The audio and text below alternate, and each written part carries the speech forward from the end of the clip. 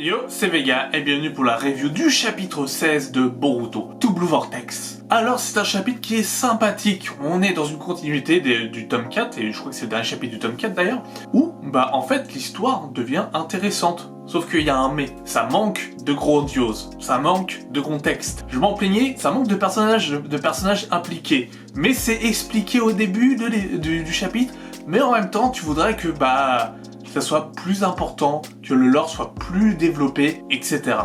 Je veux dire, par exemple, Dragon Ball Daima, vu qu'en ce moment il y a Dragon Ball Daima, ça me gêne pas que c'est une petite histoire, pas en huis clos, mais je veux dire, c'est une aventure, etc.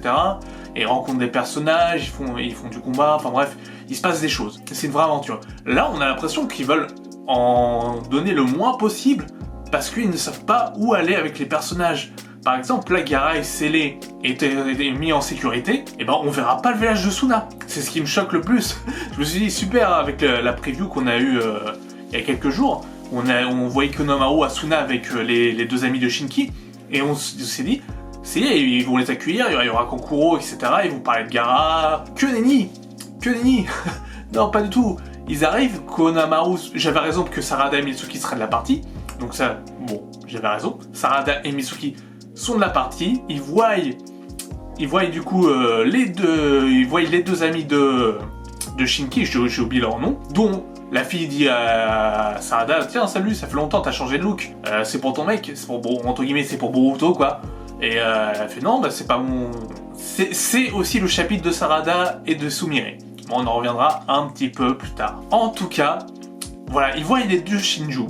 Les deux Shinju sont prêts, donc Ryu et Mogi, enfin le Shinju de Mogi, je ne sais plus comment est, Matsuri je crois que c'est Matsuri, qui sont là et qui ont tué un crapaud de Kashin Koji et qui disent que c'est un indice qui les approche de Boruto. Effectivement, ça les approche un peu plus de Boruto, de savoir qui est le complice de Boruto et comment Boruto peut mettre des bâtons à travers leur roue. Bon, ça c'est cool, mais je veux dire, si déjà à peine arrivé, tiens, il y a les deux Shinju qu'on doit affronter. Ça tombe bien, juste d'arriver, on n'est même pas rentré dans le village que ça tombe super bien. Il y a les deux Shinju. Le combat va commencer du coup. La coïncidence est un peu trop élevée, la probabilité est un peu trop élevée. Bon, je sais que du coup, Kashin Koji voit dans le futur, et il a sûrement vu il le dit lui-même que Matsuri et Ryu seraient du coup à Suna, c'était fort à parier, mais qu'ils tombent directement sur eux dans le désert de Suna, sans entrer dans le village. C'est un peu gros quand même, c'est genre, attends, c'est quand même un peu gros, j'ai un peu du mal avec ça, mais bon, pourquoi pas, mais du coup c'est dommage, tu peux pas appliquer les autres, il y avait Kokoro, etc. Mais le flashback du début, parce qu'on retourne sur un flashback avec Kashin Koji, on n'a pas le flashback avec Sasuke, on a eu un seul flashback avec lui, et va te faire foutre, c'est tout. C'est tout, et c'est dommage, parce que Sasuke c'est un personnage qui pourrait être à même à être beaucoup plus utilisé que ça, mais je pense que c'est une volonté de Ikimoto et de Kishimoto de mettre Sasuke et Naruto vraiment de côté et peut-être de les revoir à la fin, je ne sais pas. Enfin, peut-être que dans le combat final, dans la 5ème Grande Guerre Ninja, si il y a une 5ème Grande Guerre Ninja, on reverra Naruto et Sasuke, je l'espère. En plus, il y a une collection avec Kawaki qu'on ne voit pas du chapitre du tout. Depuis qu'il a dit « Ok, je collabore avec toi, Boruto », on le voit pas. On n'a pas vu Boruto, on a vu du Boruto du passé, mais pas de Boruto du présent. D'ailleurs, Kashin Koji a dit que c'est pour ça qu'il révèle pas le futur directement au pays, aux dirigeants, etc.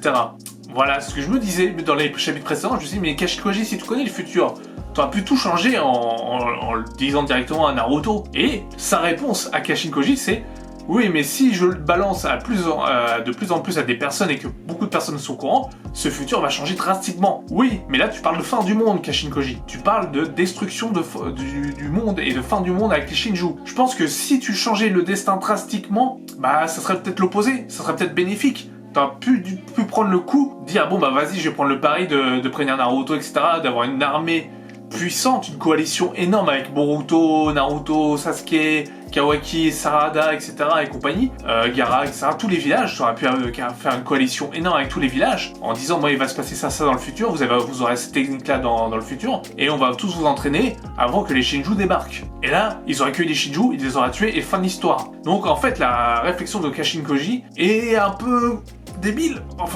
j'adhère pas spécialement à sa réflexion à Kashin Koji, mais bon, c'est une explication comme une autre, on va dire que ça passe. Et on apprend aussi que la technique de Boruto avec l'insigne qu'il a de Konoha, c'est pour faciliter ses téléportations.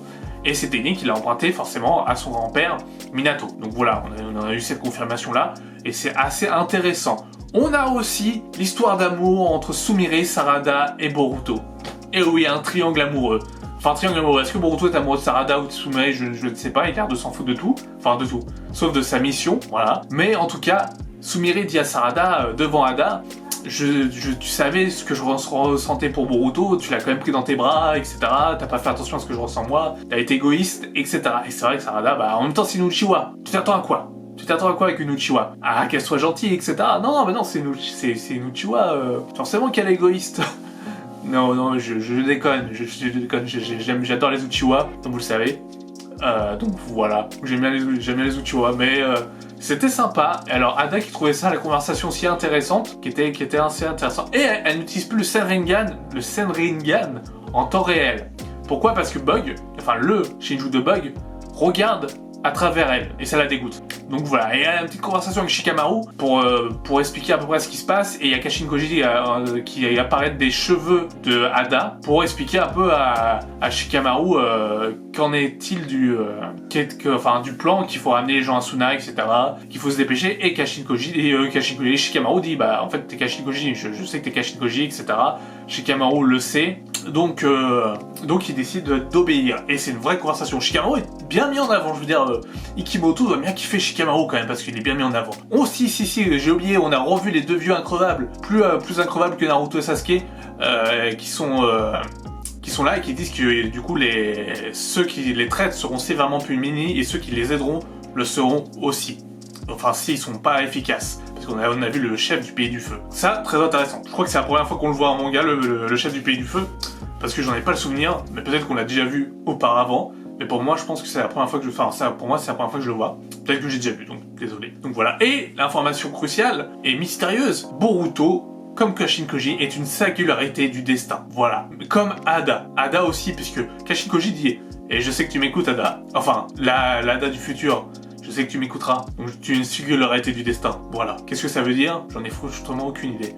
Peut-être que c'est des gens qui sont amenés à changer les choses par leur puissance, par leur force, par leur poids politique. Bon, il n'y a pas de politique dans Boruto Double Vortex, pratiquement pas beaucoup. Je pense que ça va pas changer, il y a 16 chapitres. Et à un moment donné, je pense qu'on va devoir se rendre à l'inévitable, que tout ça sera garni dans l'animé, ce que j'espère. Ce que j'espère toujours un animé de Boruto.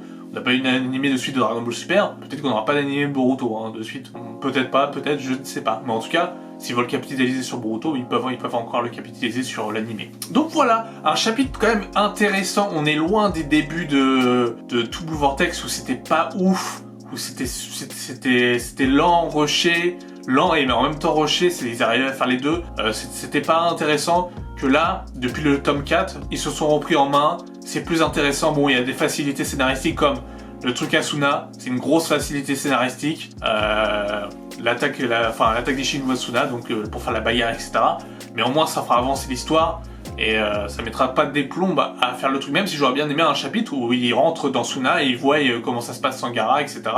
Peut-être que ça sera ramené après quand ils auront sauvé Gaara et que Gaara leur sera reconnaissant, etc. S'ils arrivent à sauver Gaara, bien entendu. Mais en tout cas, si Kashin Koji les envoie, c'est qu'il y a une chance à ce moment-là de sauver Gaara et qu'un futur existe à ce moment-là. Et voilà. Mais bon, à part ça, même l'explication de Kashin Koji qui tient pas vraiment debout, puisqu'en même temps il en parle à Shikamaru de ce qu'il doit faire sans poser de questions, ça va changer forcément le futur. Enfin, je sais pas trop c'est une idée de fou de voir les futurs, etc.